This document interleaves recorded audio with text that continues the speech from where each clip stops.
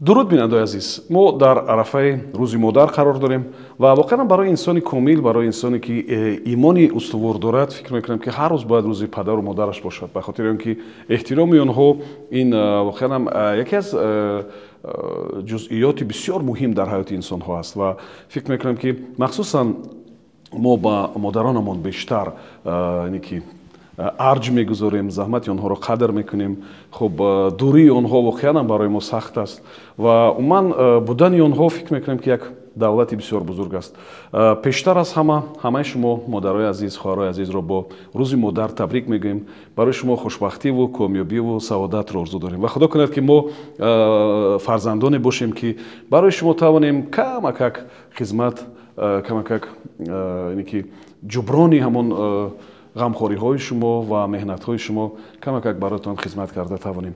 Ва умедворам ки дар мавзӯи имрӯзаи мо ё дар суҳбати имрӯзаи мо метавонем ки баъзе паҳлӯҳои ба ҳуқуқи зан ва модарон ва бозам ба самтҳои дигар вобастаро матраҳ кунем.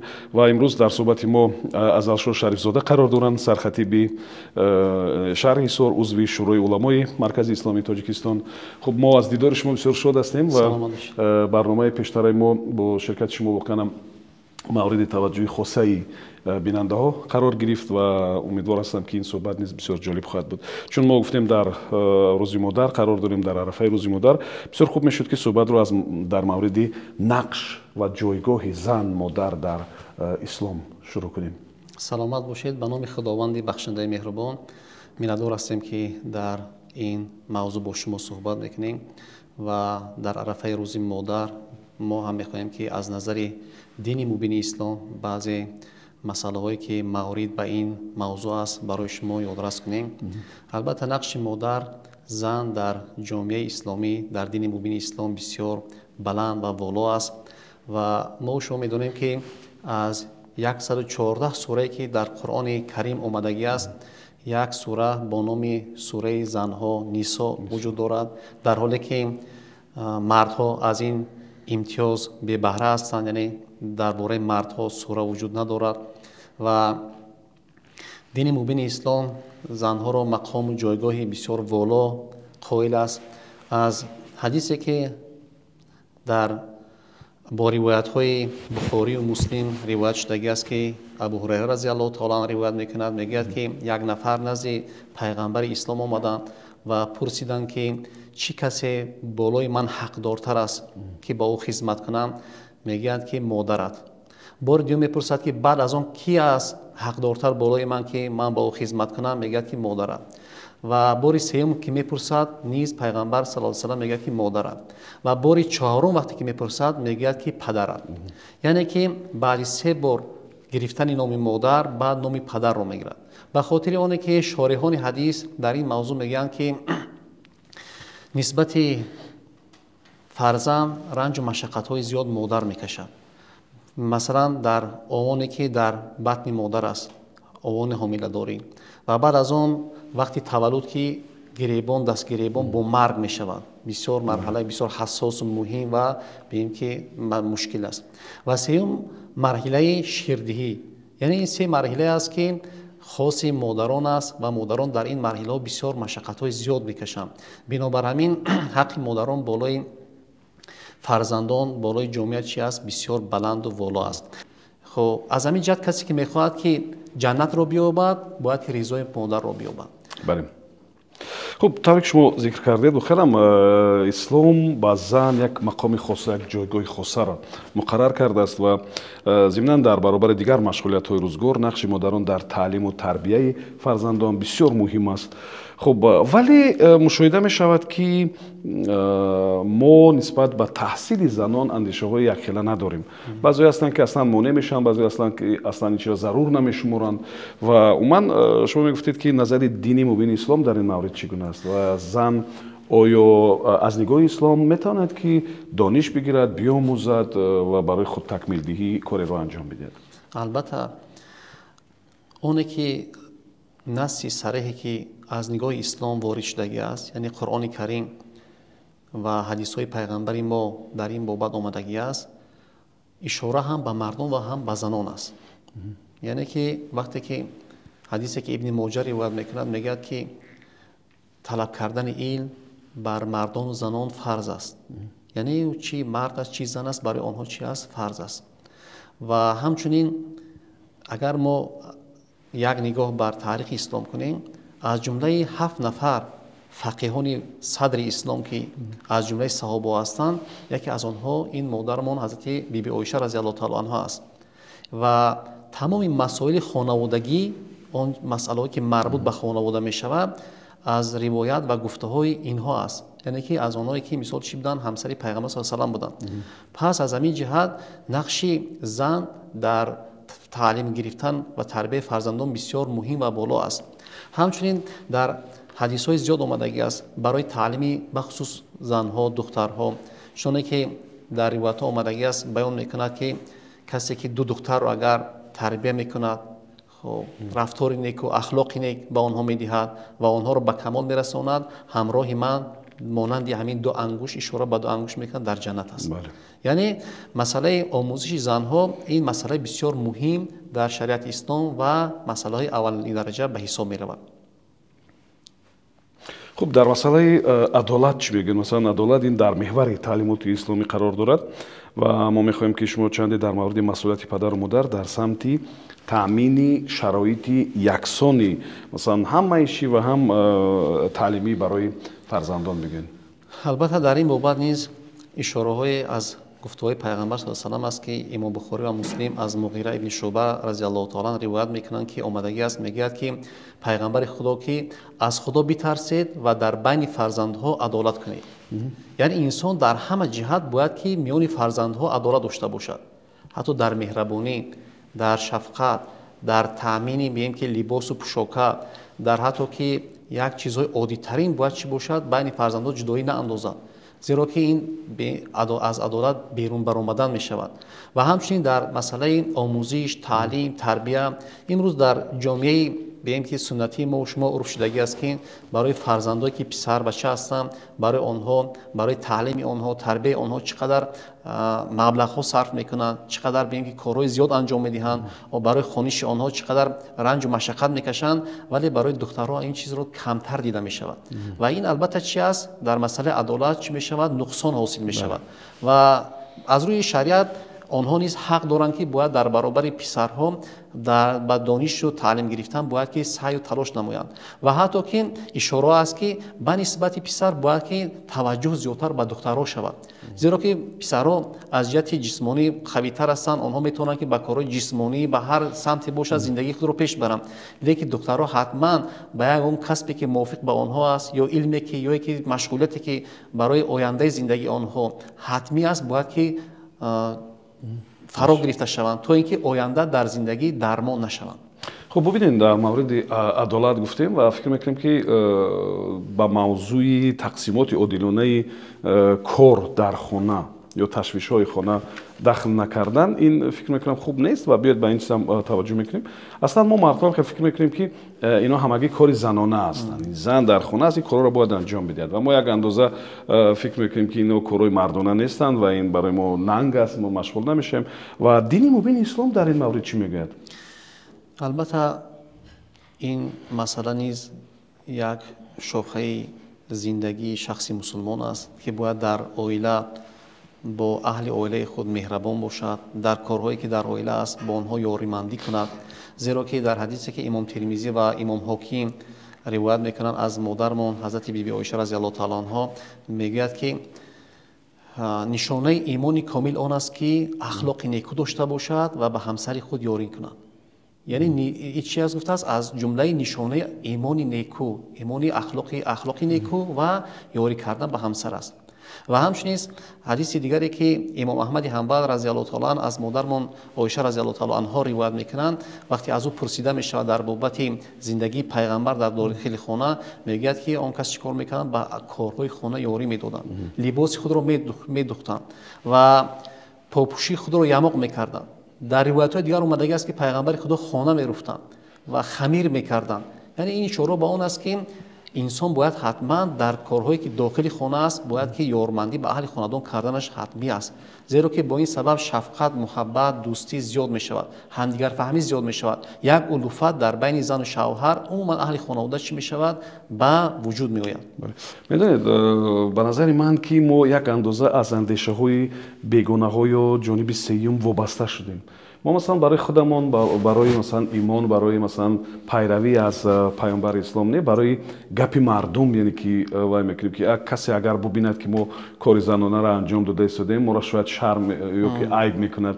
яъне ки як андоза ман фикр мекунам ки мо махсусан насли ҷавон аз андешаҳои дигарон вобаста шудем ки ин ба назари ман хуб нест.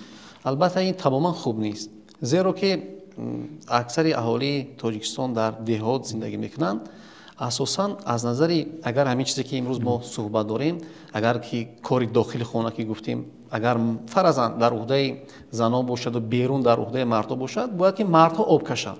имрӯз духтаро мебинем, модаро мебинем ки мераванд вақтҳои зиёд чун сари об мегузарад, аз ҷое ки оби тозатар мегиранд меоянд дар деҳотҷойҳо, ягон мард ҳамин кор анҷом намедиҳад. вақте агар ки беруни хона бошад, бояд ҳатман кашидани об, дар мисоли кашидани об бояд чӣ бошад, дар уҳдаи мардҳо бошад. лекин чизое аст ки як бем андешаи хатое аст ки вобаста ба кадом вақту кадом мисол соатҳо ба ҷомеаи мо ворид шудагӣ аст ки дар тафаккури мардуми мо печидаву гирифтагӣ аст. пас мо бояд ки зина ба зина аз ҳамин андешаҳо дур шавем ва тафаккури ҳар як нафарро аз ин андешаҳои пуч холию сохта бояд тоза кунем. бале, воқеан талаби илму дониш ҳам барои мардҳо ва ҳам барои занҳо фарз аст. ва бубинем ки баъзан вақт баъзе монеаҳо пеш меояд ва мо як илоҷ карда масалан писаронро бо таълим фаро мегирем ва нисбат ба духтарон камакак саҳлангорӣ мекунем. ва яке аз ҳамин монеаҳо ин никоҳи барвақтӣ аст ки онро барвақттар ба шавҳар медиҳанд ва ҳамин гуна андешаам ҳаст ки бояд ҳарчи тезтар онро ба шавҳар бидиҳем ва баъзан ҳолатҳое мешавад ки мо аз ин чиз зиёнам мебинем ва як нафаре ки масалан таҳсил надидааст, дониш надорад, нахондааст ва дар оиладорӣ дигар бисёр дар ҳолати ногувор меафтад. ва воқеан никоҳи барвақтӣ ин ба назари шумо ҳам яке аз монеаҳои асосӣ дар рушди шахсияти духтарон ҳаст? албатта вақте ки писарбача ё духтарбача ба синни камолоти фикрӣ расидагӣ нест, ба никоҳ ҷалб кардан ёне ки зану шавҳар кардани онҳо бисёр хатарҳои зиёд дорад. имрӯз вақте ки дар ҷомеа мо нигаҳ мекунем мебинем вақте ки аз ду ҷониб барои издивоҷ вақте ки саъй карда мешавад, хостгорӣ карда мешавад ё ки бием ки номзад муайян карда мешавад, андеша дар духтару писар карда намешавад, андеша дар хонадони онҳо карда мешавад. яъне ки дар куҷо кор мекунанд, чӣ сатҳи зиндагӣ доранд. яъне ки як нигаҳ мекунем аз атроф, аз як гӯша мебинем гӯё ки кӯдак ҳастанд, онҳо истиқлолияти фикрӣ надоранд, андешаи комил надоранд. ва вақте ки мо оморҳои ҷудошавии оилаҳоро мебинем ки дахолати шахси сеюм вақте ки баён мекунем, дар ҳам дахолати шахси сеюм вақте ки ин писарбача ё духтарбача истиқлолияти фикрӣ надоранд, андешаи худро надоранд, саводи кофӣ барои ташкил кардани хонавода надоранд, ин чӣ мешавад? сабаби ҷудошавии оилаҳо мешавад. масалан дар мисоли мо бояд намунаи улгӯи мо вақте ки дар шариати ислом баён мекунем, ҳазрати имоми аъзам пешвои мазҳаби мо аст ки ба шогирдаш имом абу юсуф насиҳатҳои зиёд кардагӣ аст ва дар ҳамон ҷо омадагӣ аст ки вақте ки дар масъалаи издивоҷ баён мекунад, ба ҳамин мазмун баён мекунад ки аввалан мегӯяд касб, яъне касб омӯз, мол ба даст биёвар ва баъд дар фикри издивоҷ шав. яъне инсон бояд ки касб дошта бошад, ҳунар дошта бошад ва миқдори муайяни моли худашро дошта бошад ки аз паси чӣ шавад? андешаи бунёди оилаи солим шавад. вақте ӯ ҳеҷ чиз надорад, вобаста ба чӣ аст? ҳатто ки андешааш ҳам дасти дигар нафар аст. ин сабаби чӣ мешавад? сабаби ҷудо шудани оилаҳо, нофаҳмӣ ва чӣ мешавад? ба ин ки пароканда шудани оилаҳо мешавад. мо бояд ҳарчи зудтар, зиёдтар рӯи масъала бояд ки диққат диҳем, зеро ки ин яке аз ки мушкилоти ҷомеаи мо имрӯз ба вуҷуд омадагӣ асту сар задагӣ аст дар ин масъала. бале, воқеан хуб, яъне ки никоҳи бармаҳал яке аз мон сабабҳоест ки воқеан боиси бозам ноустуворӣ дар оилаҳо мешавад ва аксаран ба ҷудошавӣ меорад. хуб, чӣ роҳҳоро шумо пешниҳод мекунед то ҳамин пешроҳи ин раванд гирифта шавад, то оилаҳои мо устувор бошанд, то навхонадорон сабур бошанд, масалан аз мушкилот наҳаросанд, гузаранд? пеш аз ҳама якум дар зинаи аввал бояд ки онҳо ба илмҳои зарурие ки дар ҷомеаи имрӯзаи мо шумо зарур аст бояд фарогир бошанд ва ҷаҳонбинии васеъи дунявӣ дошта бошанд. Яъне дар атрофи мо чӣ мегузарад, яқинан чӣ хеле ки ҳаст бояд ки онро дарк кунанд, бидонанд ки мо дар куҷо зиндагӣ мекунем, дар кадом замону аср зиндагӣ мекунем, чӣ мушкилотҳо дар ин асру замон аст, чӣ фитнаҳои зиёде ҳаст. Ин чизҳое бояд донистанашон зарур аст. Болои ин ягон ҳунар доштанашон дар кор аст. ҳунар доштанд, барое ки ҳеҷ кас гуфта намедонад ки пагоҳ чӣ мешавад дар ҳаёти ӯ, дар шахсияти ӯ. Бинобар ҳамин як касбу ҳунар сабаби чӣ мешавад? Сабаби мешавад ки инсонҳо дар ҳамон ҳар болову пастии мушкилоте ки дар зиндагии як хонавода меояд, инсонҳо аз рӯи ин чӣ кор мекунанд? Аз сабаби бо воситаи ҳамин ҳунар аз он берун мешаванд. Бинобар ҳамин бояд ки фарзандҳо пеш аз бунёди оила бояд ки дар бораи оила, мушкилоти оила, баланду пастиҳои оила бояд ки маълумот дошта бошанд ва омода бояд барои оила бошанд. Чӣ хеле гуфтем, ҳам илм, ҳам ҳунар ва ҳам ҷаҳонбиние ки дар ҳамин атрофи мо чӣ мешавад? Давр мезанад. Бале. Вохирам набудани илм, набудани ҳунар, набудани пул, набудани фикри шахсӣ боиси он мешавад ки дар оила хушунат зиёд шавад. ва аз нигоҳи дини мубини ислом ман фикр мекунам ки ин зуҳуроти он қадар хуб нест ва исломи чира маҳкум мекунад, яъне нисбат ба зан хушунату намедонам задану кадом як ҳолатҳои дигара ва уман пеши роҳи ин ҳолата чӣ хел бояд гирифт, барои он ки ин аксаран дар дохили оилаҳо аст, баъзан занҳо ин чиза ошкор намекунанд, ба берун намебароранд ва мо ҳам ҳамин гуна духтарҳоро баъзан вақт тарбия мекунем ки бояд сирри хона пӯшида бошад ва ин ҳам яке аз ҳамун сиррҳои хона аст ки баъзан вақт бечора занҳо то охири ҳаёташ ҳамин хушуната тоқат мекунад ва ошкор намекунад. назари дини мубини ислом дар ин маврид чӣ аст ва мо бояд чӣ кор кунем ки ҳамин зуҳурот решакан шавад? Аслан ин падидаи номатлуб, аз решаи ин падидаи номатлуб ин ҷаҳолат аст, ин як андешаҳои пуч аст ва надонистани фарҳанги исломӣ аст. Зеро ки аслан ислом хушунатро дар ҳама самт, дар оиладорӣ, дар ҳама зинаҳои оиладорӣ маҳкум мекунад. Дар ҳама зинаҳои оиладорӣ маҳкум мекунад. Ва дар ягон ривояте собит нашудааст ки пайғамбари мо Муҳаммад саллаллоҳу алайҳи ва саллам нисбати ягон ҳамсар ё ки бигем наздикони худ хушунатро раво дида бошад. Ба ислоҳи агар имрӯза мо бигем даст бардошта бошад. Ва мо имрӯз аз баъзе андешаҳо ва тафаккуроте ки дар ҷомеаи мо аст, гӯё ки баъзан нафарони калон фарзандошонро насиҳат мекунанд ё тавсия медиҳанд ки бояд шумо сиёсата аз ҳамун таги чодар ба роҳ монед, то ин ки дар оянда гапи шумо гузарад. ва ҳамун мисол писарбачаам ки вақте ки моҳияти ин сухана намефаҳмад, аслан ки ин сухан аслан ҷои гуфтан нест, ба чӣ кор мекунад? Якбора ба хушунат мегузарад. Сабаби чӣ мешавад? Нофаҳмӣ дар аввал мешавад, аз аввали зиндагӣ мешавад ва агар ислоҳ ҳамин кор нашавад, оқибат бием ки ба нохушиҳо омарда мерасонад. Бинобар ҳамин ин масъалаҳо марбут ба дини мубини ислом нест. Агар мо нигаҳ кунем дар ҳаёти пайғамбар саллаллоҳу алайҳи ва саллам, мисол бо он чизе ки фарз кунем шӯхиҳое ки мекарданд, хоб ё ки бием ки ҳатто пойга кардаги ҳастанд бо модарон Оиша разияллоҳу таъала анҳа ё дигар корое ки чӣ бошад сабаби рӯҳбаланд кардани занҳо буд дар ҷомеа.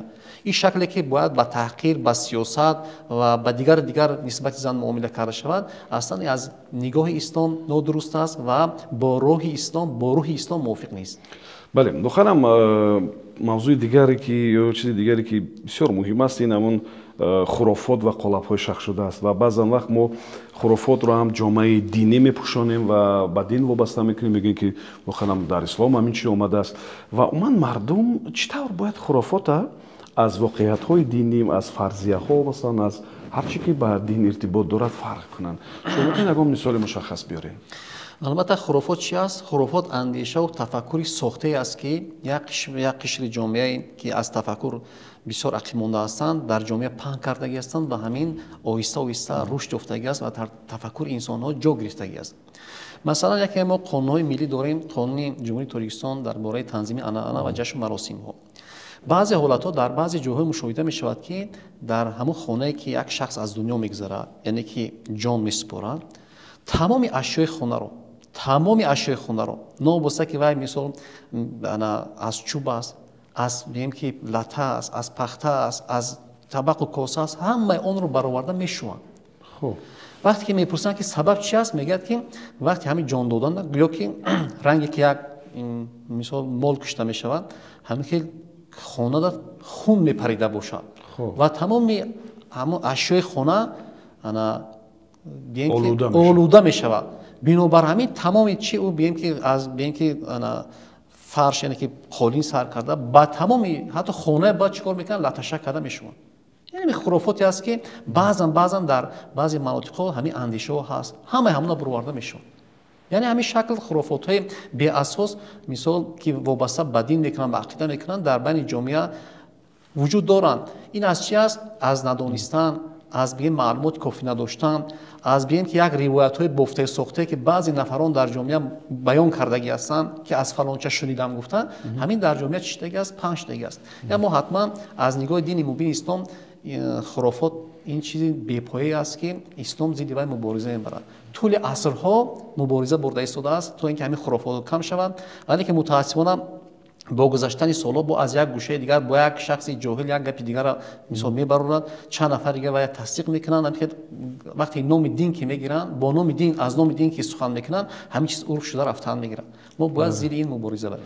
واقعا هم یک نفری که مثلا 40 سال 50 سال با یک خرافات باور کرده است، آیا می شود که او رو مثلا عقیده‌اش دیگر کرد، عقیده‌اش درست کرد و با کدام راه این کار امکان پذیر است؟ البته کسایی که پابند خرافات هستند چگونه با آنها باید معامله کرده شود؟ پیش از من دیدن در کار است که خرافات آنها از منبع چی است، از کدام جنبه است. اگر از جنبه دینی باشد باید که با واسطه دین آن را باید چیکار کرد؟ اصلاح کرد. یعنی مثالی که ما آوردیم یگانگر شکلی بیان که جنبه دینی ندارد، یگان ساخته و بافته است. باید اون چیزی که وابسته به اون چیزی که شریعت اسلام میگه با همون بیان کردن کن. اگر از جنبه‌های دیگر باشد با همون جنبه باید چیکار کردن کار که قناعتمند شود، باید که بیان کرده شود با حجت و دلیل، و این با واسطگی داره با جهان بینی همون نفر، اندیشه و تفکری هم. یعنی موافق جهان بینی و اندیشه تفکری و شخص باید هر یک کس کار کند تو اینکه از این خرافات ها زینه به زینه این انسان‌ها رو چیکار کنن جدا و دور سازن. بله. خب ما در گفتیم که عرفه روز مادر قرار داریم و هم تاکید هم شد که واقعا هم هر روز برای انسانی که یک ایمانی کامل دارد هر روز مادرش است و فکر میکنم که هر روز که مادر احترام میکند و خدمتش به جا میارد. برای نسلی که مثلا اولی خیلی جوان هستند، برای نسلی که اصلا شاید مادر که پهلوشان هست ولی چی ارزش و چی قیمت داشتنی را شاید درک نمیکنن، برای اونو چی گفتنی هستین و عموما اونی که احترام مادر را به جا میارد در این دنیا و در آن دنیا او را چه اجری انتظار است؟ البته پدر و مادر به خصوص مادر این گنجینه های بی بها و بی بازگشتی فرزندان هستند. متاسفانه در آوان جوانی کم درک میکنن نفرانی که به قدر آنها برسند. ما که در عرفه روز مادران قرار داریم توصیه بر آن میکنیم که انسان ها به هر مقام و منزلتی که میرسند از دعای مادر میرسند، از خدمت آنها میرسند. ما در تاریخ بسیار مثال ها آورده میتوانیم. فرض کردیم در صحبتی که امروز ما داشتیم دو شخصیت گرد زبانی ما گذشت، یکی امام بخاری و دیگری امام اعظم. هر دو همینان از خدمت مادر به همین مقام منزلت رسیده هستند. هر دو همینان. و شخصیت های بزرگ دیگر فرض کردیم خواجه حافظ شیرازی، حضرت سعدی بزرگوار از خدمت مادر رسیده هستند. و درباره سلطان ویس قرنی هم یک میگونه قصه هست. سلطان ویس قرنی یک نمونه بارز برای خدمت مادر است که وقتی که پیغمبر صلی الله علیه و آله همون جیلک خودش را به حضرت ابوبکر و عمر رضی الله تعالی عنه دادن که آنها دادن که همین چیکار کنید به اون کس رسونید. آنها پرسیدن که این کی است که در حیات شما بوده است و به دیدار شما مشرف نشده است؟ گفتن که این کس یک مادر پیر دارد و صاحب خدمت مادر نتونستن که ما را بینند، لیکن در حقشون دعای خیر کردن و از او دعا طلب کردن. یعنی این چی است؟ هم به این که بزرگی است که انسان ها از مادر یافتگی هستند. ما میتونیم نمونه این الگو در همین زمان خودمون مثال از دعای مادر، از دعای مثال پیشوای ملت که از مادرشون به همین مقام منزل رسیدن، ما میتونیم که یاد کنیم چیزی که همه ما و شما دیدگی هستیم. دیدگی هستیم. این چی است؟ نمونه‌ای است که ما باید به فرزندان حتما تاکید کنیم که هر کسی که انسان هر چی یافتن اون جماعت، یعنی اون جماعتی که بزرگ شدن از دعای مادر است. ҳатман бояд ки дуои модарро ёбанд, хизматшона кунанд ки модар ин бебозгашт аст. бале вохарам мешавад ки агар пушти ҳамин андешаҳои шуморо нигоҳ кунем, яъне нафаре ки хидмати модарро намекунад, ба қадри модар намерасад, озор медиҳад, албатта ӯ нафари бисёр бадбахт аст. албатта ҳам бадбахтию ҳам дар дунё ҳам дар охират аст. Бале. аз назари дини муъмин-ислом. шумо имкон доред ки модарои азиза бо рӯзшон табрик гӯед? албатта модар ганҷине бебаҳо аст. бояд инсон на фақат як модари худ, балки ҳамаи модароне ки бием ки калонсол ҳастанд, хусусан ки ба меҳрабонӣ эҳтиёҷ доранд, бояд мо чӣ кор кунем? эҳтиром кунем, онҳоро хабар бигирем, аз ҳоли онҳо бохабар шавем, аз дари онҳо дохил шавем ва умед мекунем ки модарои мо ҳамеша дуогӯи фарзандон бошанд. дар таълиму тарбияи фарзандон, дар дуо додан барои неки онҳо пешқадам бошанд. чӣ ки модарои бузурга номи овардем ва баён кардем ки фарзандои барои ҷомеаи мо пешкаш карданд ки имрӯз байрақбардори тоҷикистони азиз ҳастанд, байрақбардори ҷомеа ҳастанд. мо бо эшон дар дунё фахр мекунем, ҳамин модаро зиёд бошанд ки ҳамеша фарзандои барои ин миллат пешкаш кунанд, то ки сарбаландии мо ҳам дар дунё ва ҳам дар охират бошад. зинда бошем. хуб бинанда азиз, мо як суҳбате доштем бо устод Азалшоҳ Шарифзода, сархатиби шаҳри Ҳисор ва узви шӯрои уламои Маркази исломии Тоҷикистон, ва мавзӯи суҳбати мо нақши модар, ҷойгоҳи модар ва зан дар ислом буд ва ман умедвор ҳастам ки мешавад ки бо чанд ҷумла хулоса кардан андешаҳоро. аввалтар аз ҳама ба умед ҳастам ки ин суҳбат барои шумо писанд омад ва баъдтар фикр мекунам ки ҳатто ибодатҳои шумо он вақт комил мешавад ки шумо нисбат ба зан, модар ва нисбат ба хоҳар ва апаҳое ки ҳастанд, онҳо ҳам пеши мо яъне ки баъзе ҳуқуқҳову ва арзише доранд, агар хидмати онҳоро шумо анҷом дода бошед. хуб, шумо нафари бисёр хушбахт ҳастед агар модаратон каноратон ҳаст. нафари бисёр хушбахт ҳастед агар воқеан дуои модара мегиред ва эҳтироми модара қоил ҳастед. ва ман умедвор мешавам ки мо воқеан ҳам бо ин роҳ, бо роҳи эҳтироми волидон, бо роҳи арҷ гузоштан ба мавқеъ ва арзиши зан исбот мекунем ки марди ҳақиқӣ ҳастем. воқеан марди ҳақиқӣ ҳамон нафарест ки дар хидмати волидонаш аст ва барои беҳтар сохтани зиндагии онҳо, барои хубтар сохтани зиндагии онҳо як кори хурдакакеро ки аз дасташ меояд анҷом медиҳад. ва ман барои ҳамаи шумо модарои азиз, хоҳарои азиз барор, баракат, ободиро орзу мекунам ва бемуҳобо воқеан зиндагии зебои мо аз кӯшиш, талошҳо ва аз ҳузури мубораки шумо дар зиндагии мо аст. комёбу муваффақ бошед. якҷон сипос барои шумо ва умедворам ки мо ба ин мавзӯъ албатта боз бармегардем. то суҳбатҳои дигар.